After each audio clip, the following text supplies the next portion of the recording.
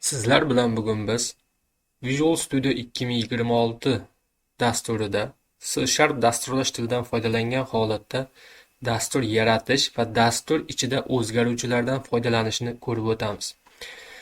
Dastlab Create a new project bandi orqali yangi konsol tipidagi dastur yaratib olaman.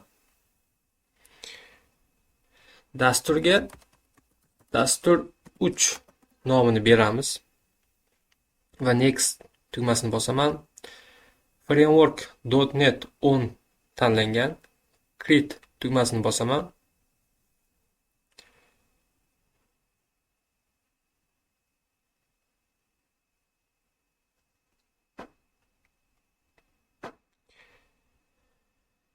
Visual Studio menga loyiha faylini ochib berdi, ya'ni program CS faylini. Keling, mana shu joyiga dastur tanasida yozilgan ushbu ikkita qator haqida gaplashamiz. Birinchi qator bu izoh qatori hisoblanadi. Izoh qatorlar odatda ikkita slash belgisidan boshlanadi va bundan keyingi yoziladigan kodlar umuman ishlamaydi. Sizda savol tug'ilishi mumkin. Ishlamaydigan bo'lsa nima uchun yozilishi kerak? Kommentariy, ya'ni izohlar faqatgina dasturchi uchun kerak. Ya'ni dasturchiga mana shu kodni nima uchun yozayotganligini eslab qolishi va shu kod haqida qisqacha ta'rif berish uchun kerak. Ya'ni biz uchungina kerak ekan.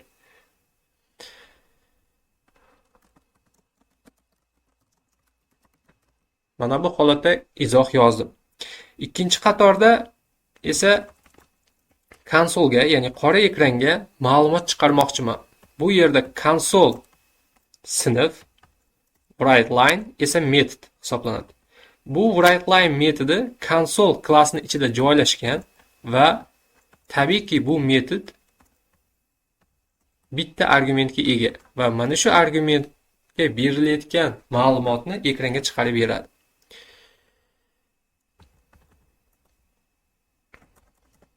Konsol klassni yozayotgan payti e'tibor bering, hamisha katta harfdan boshlash kerak. Konsol sinfidan so'ng nuqta qo'yaman. Nuqta qo'yadigan bo'lsam, mana shu konsol sinfiga tegishli bo'lgan uni ichidagi barcha metodlar, ya'ni funksiyalar chiqadi. Mana shu funksiyalar ro'yxatidan men tanlab olishim kerak, ixtiyoriy bittasini. Misol uchun write line yoki write metodini tanlab oldim. Metodni nomi yozib bo'lingandan so'ng albatta qaus qo'yilishi kerak. Qaus bu metodni argumentlar ro'yxati boshlanganligini bildiradi va qausning ichiga men ma'lumot aytishim kerak va aytgan ma'lumotimni konsolga, ya'ni qora ekranga chiqarib beradi. Keling, salom dunyo so'zini ekranga chiqarib bersin. Ushbu qatorda, ya'ni ma'lumotni ekranga chiqarish kerak, ammo nimagadir muhit, ya'ni Visual Studio qizilcha chizib qo'yapti. Bu degani ustiga boradigan bo'lsam sichqoncha bilan aytayaptiki, ikkita xatoingiz bor. Birinchi xato, har qanday ifoda dasturlash tilidagi qator yozilgandan so'ng oxiriga nuqta virgul qo'yilishi kerak. Mana endi kuzatadigan bo'lsam, nimagadir yana bitta xato bor deyapti. Ikkinchi xato, dunyo degan o'zgaruvchi ta'riflanmagan deyapti. Eslab qolishim kerakki, write ichiga ma'lumotlar yozayotgan paytim hamisha qo'shtirnoq ichiga olishim kerak ma'lumotlarni. Mana endi barcha xatolar yo'q bo'ldi va dasturda ishlatishim mumkin. Dasturda ishlatish uchun F5 klavishini bosib ishlatishim mumkin yoki mana bu uchburchak yashil ikonkadan foydalanib ham ishlataman. Dasturda ishlatadigan bo'lsam, konsolga ma'lumot chiqaryapti. Qanaqa ma'lumot? Salom dunyo degan qator. Demak, dasturim to'g'ri ishlayapti. Endi keling, o'zgaruvchi tushunchasiga ta'rif beramiz. O'zgaruvchi aslida nima? Maktab darsliklaridan, algebra darsidan eslasangiz, qanaqadir a teng 4 ga, b teng 8 ga ko'rinishida qiymatlarni qaysidir harfni yoki so'zni orqasiga yashirib qo'yib foydalanishimiz mumkin edi.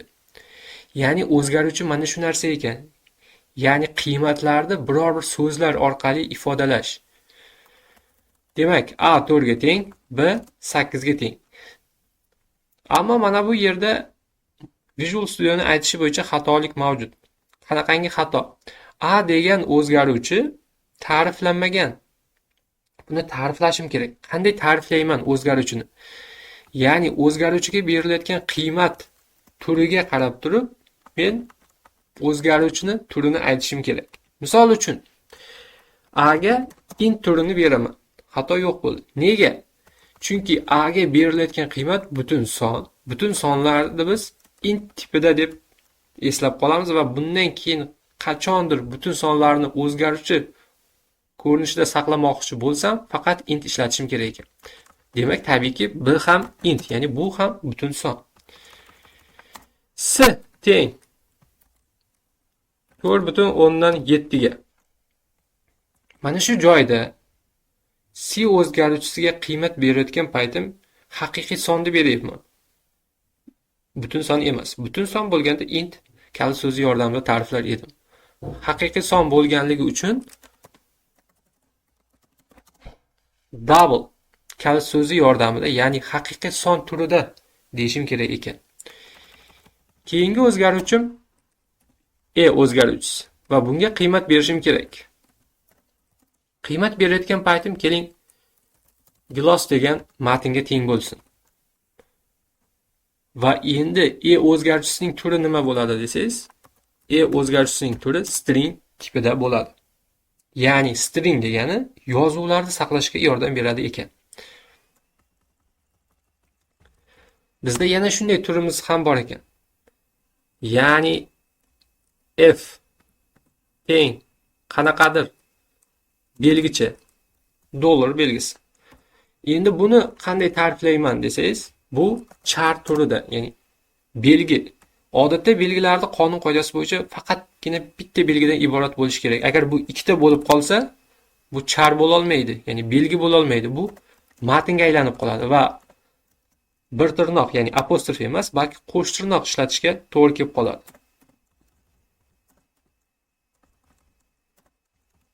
Uzunligi 1 ga teng, demak bu char turida. Uzunligi 1 dan oshiq, demak bu matn, ya'ni string tipida. Eslab qolamiz, string tipida ma'lumotlar hamisha qo'sh tirnoq ichida, char tipidagi ma'lumotlar uzunligi 1 ga teng va hamisha apostrof ichida. Haqiqiy son va butun sonlar qo'sh tirnoqga ham, apostrofga ham olinmaydi. Ular shunchaki yoziladi. Faqat eslab qolish kerak, haqiqiy sonlarda kasr qismini ajratish uchun nuqta belgisidan foydalanamiz. Virgul mumkin emas. Mana shu holatda o'zgaruvchilardan foydalanishim mumkin ekan. Endi konsolga ma'lumot chiqar. Salom dunyoni. Yo'q, salom dunyoni chiqarish shart emas. Menga A ni chiqar. E'tibor bering, A o'zgaruvchisini ekranga chiqarayotgan paytim qo'sh tirnoq qo'ymadim. F5 klavishini bosamiz va dasturni ishlatib ko'ramiz. Dasturni ishlatadigan bo'lsam, ekranga 4 chiqyapti. E'tibor beramiz. Nima uchun konsolga 4 soni chiqyapti? Axir men A harfini chiqarishni aytgan edim. Bu yerda shunday narsa yuz beryaptiki, ya'ni A harfini emas, balki A o'zgaruvchisining qiymatini ekranga chiqarib yuboryapti. Nimani hisobiga? Chunki A matni qo'sh tirnoq ichida emas. Agarda qo'sh tirnoq ichida bo'lganda edi, A harfini chiqargan bo'lar edi.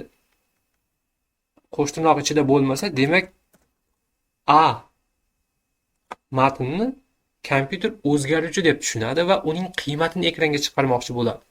Misol uchun, ekranga olma degan so'zni chiqar. Tabiiyki olmani tagiga qizilcha chizib qo'yapti. Ya'ni xato bor. Qayerda xato bor?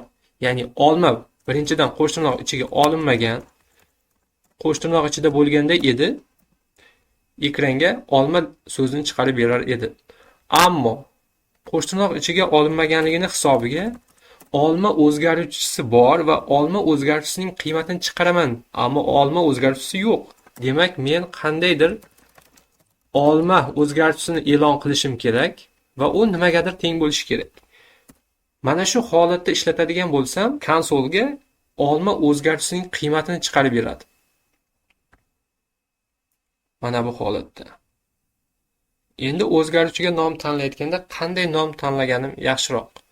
Birinchidan, o'zgaruvchiga nom qo'yayotgan payti lotin harflaridan foydalanish mumkin. Ammo o'zgaruvchiga nom qo'yayotganda probel, ya'ni bo'sh joy qo'yib ketish mumkin emas. Odatda uni o'rniga tag chiziq qo'yish tavsiya etiladi.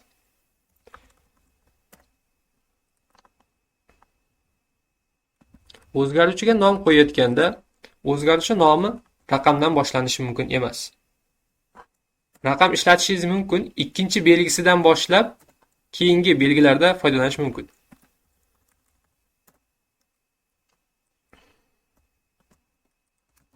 O'zgaruvchiga nom qo'yayotganda maxsus belgilardan foydalanish mumkin emas. Maxsus belgilar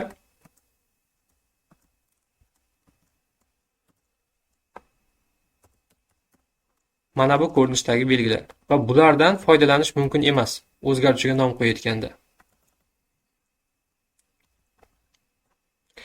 Va keyingi eslab qolishimiz kerak bo'lgan narsalar ma'lumotni turiga qarab uning xos xususiyatlari, ya'ni string yozuv turlarida hamisha qo'sh tirnoq bo'lishi, char turidagi ma'lumotlar uzunligi 1 ga teng bo'lishi va apostrof ichida bo'lishi kerakligi, haqiqiy sonlar qiymatlari kasr qismi nuqta bilan ajratilishi va butun sonlar qo'sh tirnoqsiz apostrofsiz yozilishi. Shu bilan asosiy ma'lumot turlari bilan tanishib oldik.